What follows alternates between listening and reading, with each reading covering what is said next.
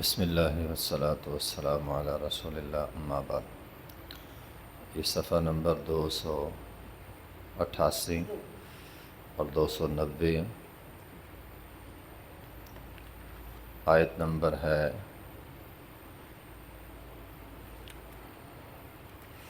78 اور 79۔ اعوذ باللہ من الشیطان الرجیم، بسم اللہ الرحمن الرحیم۔ فأخذتهم الرجفة فأصبحوا في دارهم جاثمين فتولى عنهم وقال يا قوم لقد أبلغتكم رسالة ربي ونصحت لكم ولكن لا تحبون الناصحين۔ فأخذتهم الرجفة، تو ان کو پکڑ لیا ایک زلزلے نے، فأصبحوا، تو وہ ہو گئے فی دارہم، اپنے گھروں میں، جاسمین، الٹے گرے ہوئے، گھٹنوں کے بل گرے ہوئے۔ فتولی عنہم، تو سو منہ پھیرا ان سے، وقال یا قومی، اور کہا اے میری قوم، لقد ابلغتکم رسالۃ ربی، تحقیق میں نے اپنے رب کا پیغام تم تک پہنچا دیا، ونصحت لکم، اور میں نے تمہاری خیر خواہی بھی کی، ولکن لا تحبون الناصحین، لیکن تم خیر خواہوں کو پسند نہیں کرتے۔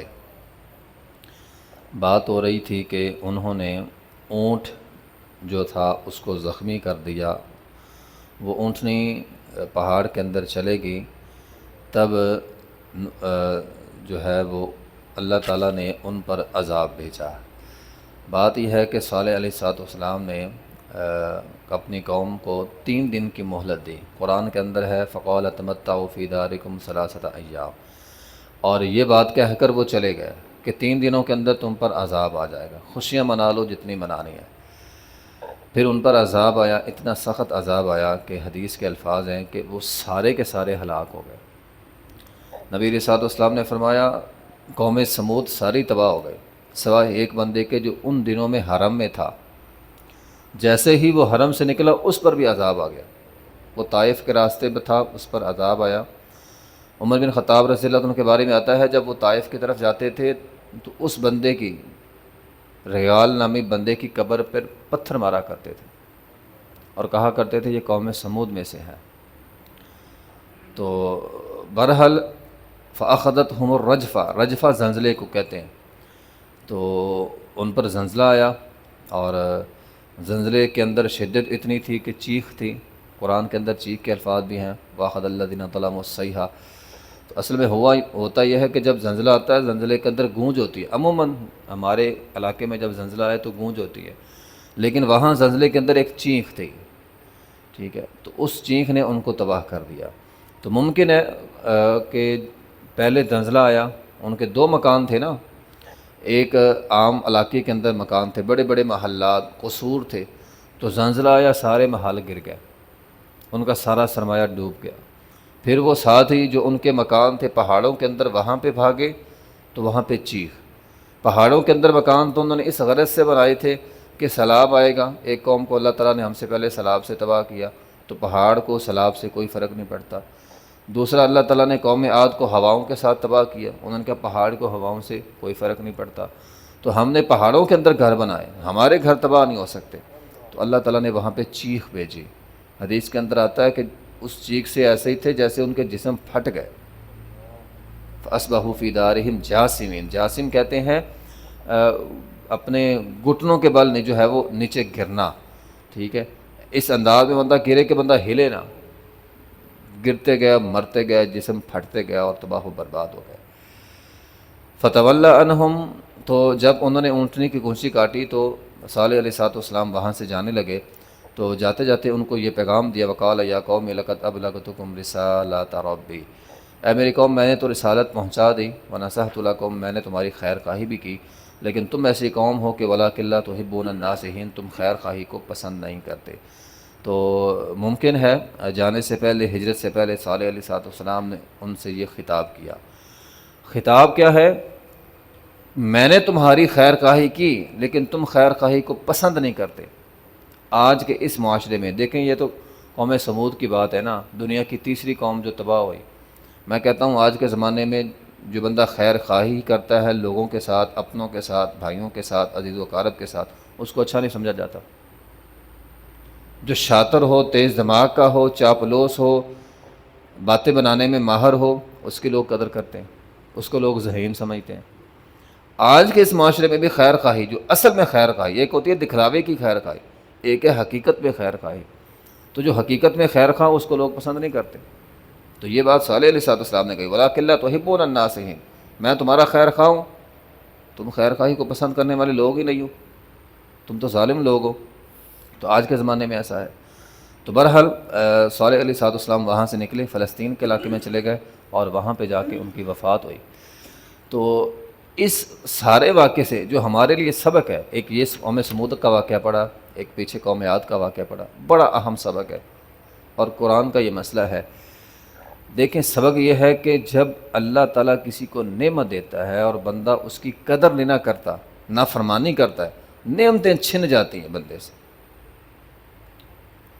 قرآن ایسے واقعات سے یا ایسی آیتوں سے بھرا ہوا ہے کہ اللہ تعالیٰ نے بندے پر اپنا انعام کیا، وہ گناہوں پہ لگ گیا، اللہ تعالیٰ نے اپنی نعمتیں واپس لے لی، نعمتیں اللہ تعالیٰ چھین لیتا ہے۔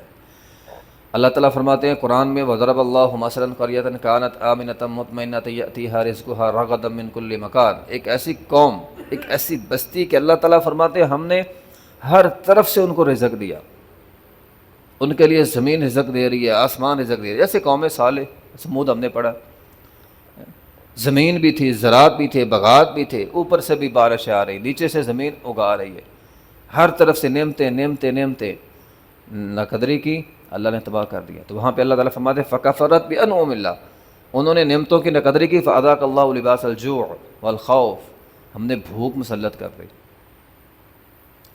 آپ اپنے معاشرے میں نظر دوڑائیں، آپ کو اکثریت لوگوں کے ایسے ملے گی ہر وقت نہ شکرے، ہر وقت نہ شکرے۔ اللہ نے جو دیا ہے وہ بھول جاتے ہیں، جو نہیں ملا اس پہ نظر ہوتی ہے۔ کبھی کبھار انسان کو غور کرنا چاہیے کہ آج میں جس مقام پہ ہوں، یہ اللہ تعالیٰ نے جو مجھے دیا ہوا ہے، چند سال پہلے ایک وہ وقت تھا کہ میں یہ چیزیں اللہ تعالیٰ سے مانگتا تھا، آج اللہ نے دے دی ہیں۔ بندہ بھول جاتا ہے، اچھا اللہ نے دے دی ہیں، میں نے وہ چیز لینی ہے، اگلی چیز کی طلب میں پچھلی نعمت کی جو اللہ نے نعمت دی ہوئی ہے اس کی نقدری کرتا ہے، ہوتا کہ ہے اللہ تعالیٰ وہ نعمت بھی چھین لیتا ہے۔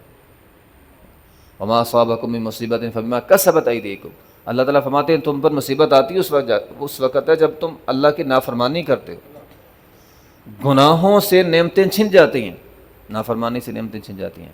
ٹھیک ہے، ایک مقام پہ اللہ تعالیٰ فرماتے ہیں ذالک بان اللہ لم یکن مغیرا نعمتا انعمها علی قوم حتی یغیروا ما بانفسہم، اللہ کسی پر نعمت کرتا ہے، اللہ کبھی وہ نعمت نہیں چھینتا جب تک بندہ اپنے آپ کو گناہوں کے اندر نہیں ڈال لیتا۔ بندہ اپنے آپ کو گناہوں میں ڈالتا ہے، اللہ نعمت چھین لیتے ہیں۔ تو یہ واقعہ ہمارے لیے پیغام ہے، اگر اللہ تعالیٰ نے انسان کو نعمت، یقیناً اللہ تعالیٰ ہر انسان کو کوئی نہ کوئی نعمت دیتا ہے، تو اللہ تعالیٰ کا شکر ادا کرتے رہنا چاہیے۔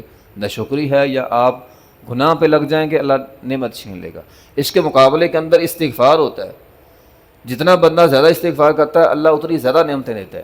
استغفار سے یعنی گناہ ہو گیا، استغفار سے نعمتیں بڑھ جاتی ہیں، اور استغفار نہ کریں، نافرمانی کریں، گناہ پہ گناہ کریں، نعمتیں چھن جاتی ہیں۔ یہ اصول ہے۔ حتیٰ کہ میں یہ پڑھ رہا تھا کہ لوگوں کے ہاں یہ معروف ہوتا ہے کہ جو نصیب میں ہے وہ انسان کو مل کر رہتا ہے۔ ان آیات سے پتہ یہ چلتا ہے کہ اللہ تعالیٰ کی ناقدری کرنے سے اللہ تعالیٰ نصیب کا لکھا ہوا بھی بندے کا ختم کر دیتے ہیں۔ اللہ نے لکھا تھا نصیب میں اس کو نعمتیں ملیں گی، لیکن بندے نے نافرمانیاں اتنی کی، اللہ نے لکھا ہوا مٹا دیا۔ یہ قرآن کہہ رہا ہے، اللہ نعمتیں چھین لیتا ہے۔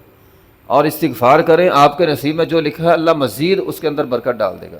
تو استغفار سے برکت آتی ہے، نافرمانی سے اللہ تعالیٰ نعمتیں چھین لیتے ہیں۔ تو اللہ تعالیٰ نے ان کو اتنی نعمتیں دی، اتنی نعمتیں دی، ساری نقدری کی، اللہ تعالیٰ نے ساری کھینچ لی۔ اس لیے اللہ تعالیٰ کا انسان کو شکر ادا کرتے رہنا چاہیے، اور جتنا ممکن ہو انسان اپنے آپ کو گناہوں سے بچا کر رکھے۔ وآخر دعوانا الحمدللہ رب العالمین۔